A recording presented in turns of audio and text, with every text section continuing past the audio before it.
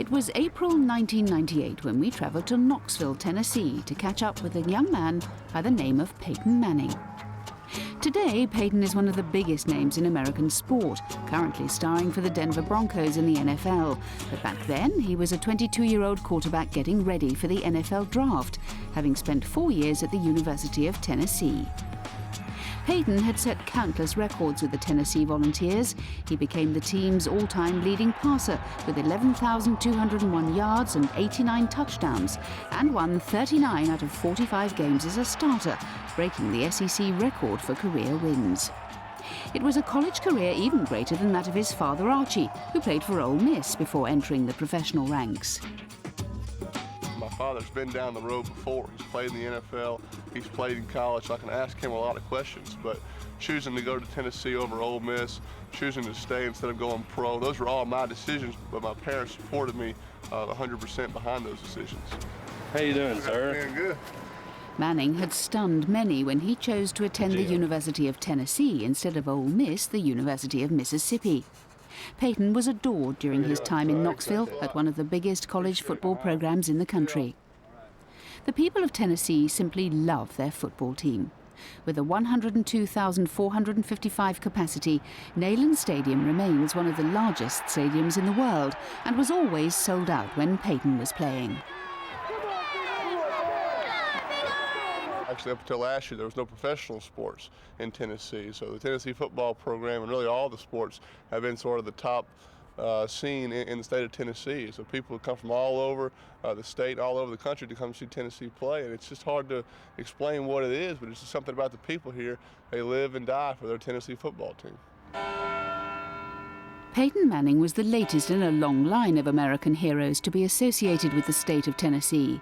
But unlike non-footballing volunteer Davy Crockett, Manning's rifle is his right arm. Back in '98, the University of Tennessee's head coach was Phil Fulmer. By recruiting the 6'5", 230-pound quarterback, Fulmer had felt like he'd won the lottery. He was fully aware of the impact that Manning would make on the pro game in the years that would follow. Peyton is very confident, very self-confident. He knows he's going to do whatever it takes to be as good as Peyton can be. Penalty, hands the ball, fakes it. It's going to be a play action going deep down across the middle. Pass downfield is complete. It's been the Peyton Manning show, basically. You know, with whatever we chose to do, he would take it and run with it. Manning throwing the ball deep down into the end zone. It is taken. Touchdown! Was he on target or was Manning on target? He understands protections, he understands route running, he understands just coverages and the reason you do things. Manning sets up pumps. He's not out there just running plays. He's out there running an offense. Manning just on target. This is Manning rolling out the throw. Dumps the pass into the end zone. Give him 6. Having played in Tennessee's pro-style offense for 4 years, Manning understood his position perfectly, and with his wonderfully strong and accurate right arm, the pro scouts were licking their lips in anticipation.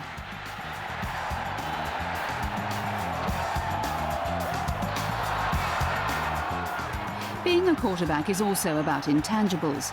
Leadership, character and charisma all go into creating the most challenging position in American sports.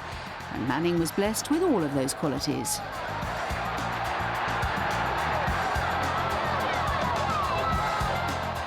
No wonder he was so revered in Knoxville, where a street and even the zoo's giraffe had been named after him.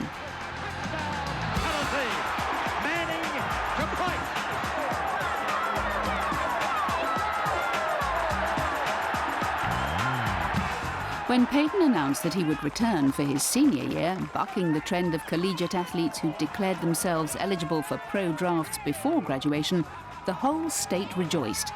Not that Manning necessarily stayed for the sake of his fans. It's not all about money. You know, in today's society, unfortunately, that's kind of how people think these days. You know, this is just something I wanted to do, and I realized there was a chance of injury, but at least I was doing what I wanted to do. I wanted to come back and be a senior in college, have fun with my friends, have fun with my teammates, and play another year of college football, and that's why I did it. And if I got hurt, then I would have been okay because it was my decision. And fortunately for Peyton, the gamble paid off.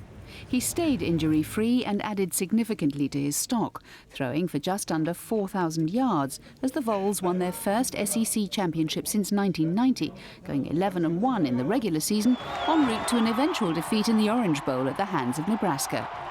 It was a senior year to be truly proud of. Manning back to throw. Here's the pass across the middle. It is pulled down at the 25, to the 20, to the 15. Give him 6. Peerless Price. Off play action is going to throw the ball deep down toward the near sideline. It is touchdown, Tennessee! As Manning throws to the right side, it is grabbed at the 30, breaking a tackle, 35-40, 45-50, 45-40, 35-30, 25-20, 15-10, 5, touchdown, Marcus Nash. Manning seemed an absolute lock for the Heisman Trophy, the award given annually to the nation's best college player. Against him, Washington State's own giant QB, Ryan Leaf, and Charles Woodson, defensive back, special teamer, and occasional wide receiver for the Michigan Wolverines. And the man the journalists voted for? And the winner, Charles Woodson. It was very much a shock. Of course, you know, that's our opinion, and we're entitled to that. We don't have very many votes, you know, in this complex. But, you know, in my mind, and it'll always be the same, Peyton was the best player in college football and was deserving of that award. The Tennessee people have been upset, and I can understand that, and I appreciate that because they've supported me so well throughout my career. But it would have been nice to have brought that trophy home to them and the people of New Orleans, where I'm from. But since it hadn't worked out, that's okay. It's probably made my life a lot easier, to tell you the truth. A few weeks after we met up with him, Peyton was selected by the Indianapolis Colts as the #1 pick in the 1998 NFL Draft. He won 4 league MVP awards and a Super Bowl title in 13 years with the Colts before joining the Denver Broncos last year. Now 37, he continues to break records, and his Broncos team are one of the favorites to win this season's Super Bowl. Peyton Manning has certainly lived up to the billing that came with being the #1 draft pick. The #1 pick is not really an award or an honor. You don't get a certificate or anything for being the #1 pick. So all I want is to get to a team that has a chance to win. So whether it's #1, #2, or the 5th round, it really doesn't matter to me. I just want to win in the NFL.